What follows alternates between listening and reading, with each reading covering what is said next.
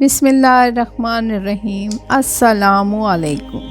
अल्हम्दुलिल्लाहि रब्बिल आलमीन वस्सलातु वस्सलाम अला रसूलिही सय्यदना मुहम्मदिन व अलैहि व सहाबिही अजमईन।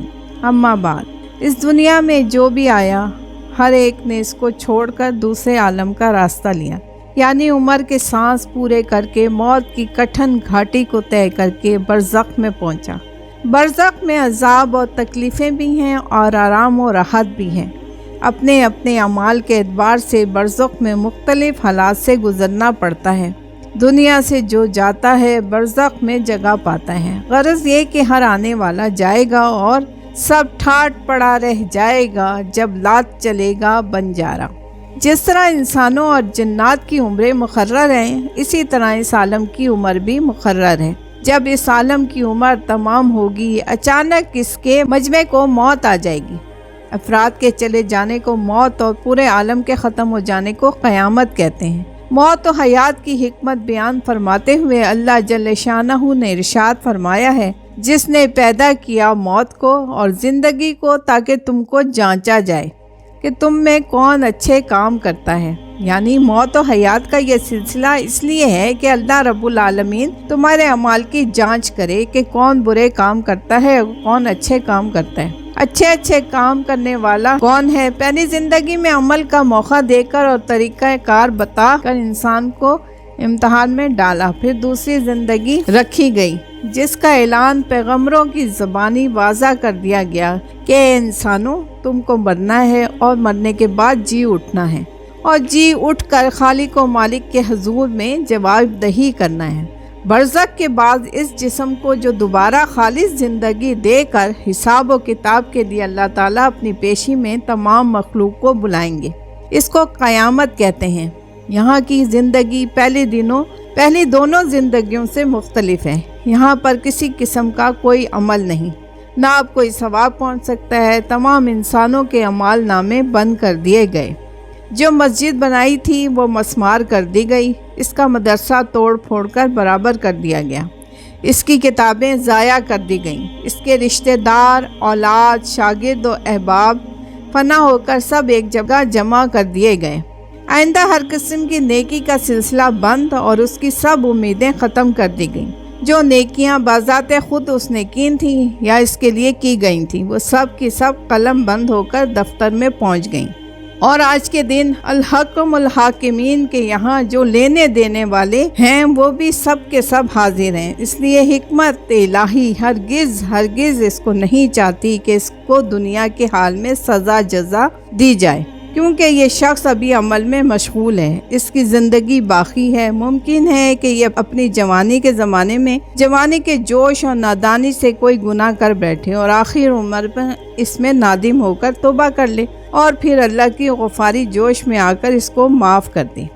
क़यामत की मुख्तसर कैफियत। क़यामत से 40 साल या माह या हफ्ता पहले हज़रत इसराफील अलैहिस्सलाम सूरे ख़ास किस्म का नर संगा पहली मर्तबा फूंकेंगे।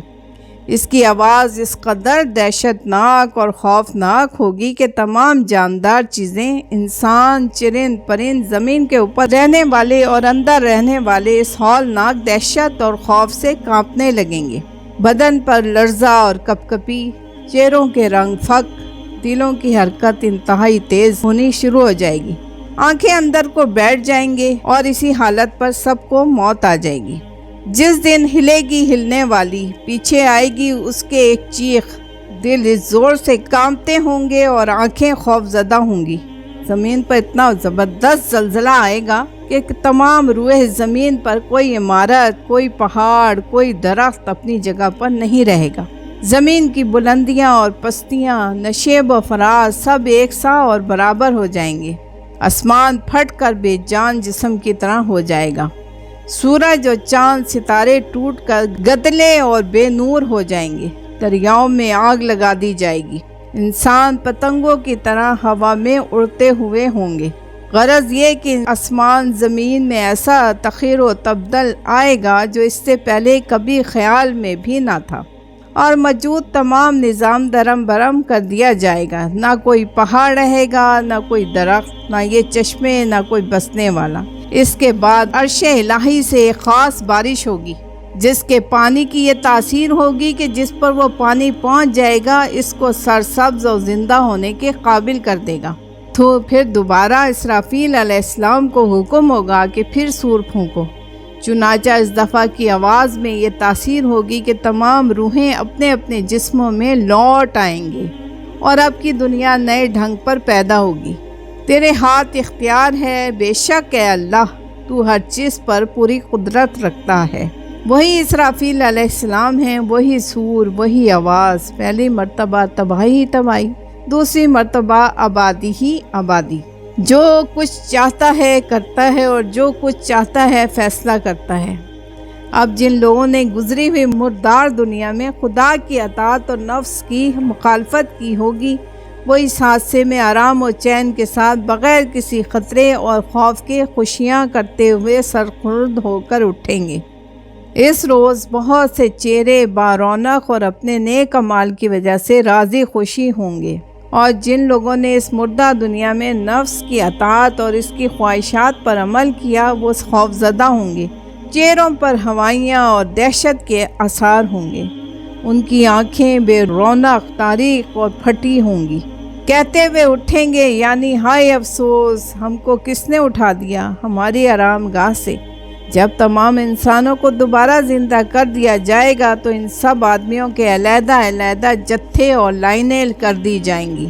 یہودیوں کی ایک لائن، نصارہ کی ایک لائن، مشرکین کی ایک لائن، مسلمانوں کو ایک لائن میں کھڑا کر دیا جائے گا، اور پھر ہر پیغمبر کی جماعت میں نیکوں کو ایک جگہ اور بدوں کو ایک جگہ، نمازیوں کو جدا، چوروں کو الگ، ڈاکوؤں کو الگ۔ غرض یہ کہ ہر قسم کے لوگ جدا جدا لائنوں میں ترتیب دے کر کھڑے کر دیے جائیں گے، اور اسی ترتیب و انتظام کے ساتھ اللہ کی پولیس یعنی فرشتے خدا کی عدالت میں پیش کریں گے۔ اس کے بعد آسمان کھولا جائے گا تاکہ فرشتے انسانوں کے اعمال نامے لے کر وہاں سے اتریں اور ظاہر ہوں، اور یہ آسمان دراریں ہی جنت کے راستے بن جائیں گی۔ علماء نے آسمان کے پھٹنے کا یہ سبب لکھا ہے کہ عرش الہی پہ خدا تعالیٰ خاص تجلی ڈالیں گے، جس کے باعث وہ نیچے کو سرکے گا اور اس کے صدمے اور ٹکر سے آسمان پھٹ جائے گا۔ اب یہ فرشتے ان اعمال ناموں کو لوگوں کے حوالے کریں گے جنہوں نے مردہ دنیا میں یہ اعمال کیے تھے، اور ان اعمال ناموں کے حوالہ کرنے کی ترتیب ہوگی کہ فرما برداروں کو دانی طرف سے دیں گے اور نافرمانوں کو بائیں طرف سے۔ اول ذکر اصحاب الیمین، ثانی الذکر کو اصحاب الشمال کہتے ہیں۔ دوسری جگہ اس کی تفصیل اس طرح پر کی، پھر جس کے دانے ہاتھ میں اعمال نامہ دیا جائے گا وہ خوش ہو کر فرشتوں سے کہے گا، لو پڑھو میری کتاب جس میں میری سراسر بھلائی ہی بھلائی ہے۔ میں دل سے یقین رکھتا تھا کہ آخرت میں مجھے حساب دینا ہوگا، اس لیے دنیا میں میں اپنے نفس کا تابعدار نہ تھا بلکہ خدا کی فرما برداری کا خیال رکھتا تھا۔ بس ایسے ہی شخص پسندیدہ عیش و آرام میں ہوگا اور اسی پر بس نہیں کریں گے بلکہ کہ اونچے مرتبے والی جنت میں داخل ہوگا جس کے مکانات عمدہ، فرش نفیس، برتن سونے چاندی کے ہوں گے، اور وہاں پر نہریں جاری ہوں گی، فوارے ابلتے ہوں گے، درخت سرسبز ہرے بھرے پھلوں سے اس قدر لدے ہوئے ہوں گے کہ جھکے پڑے ہوں گے۔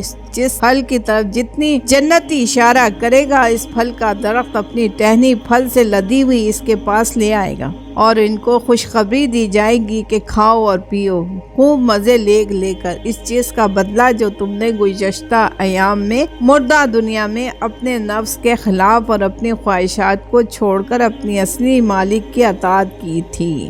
جزاک اللہ۔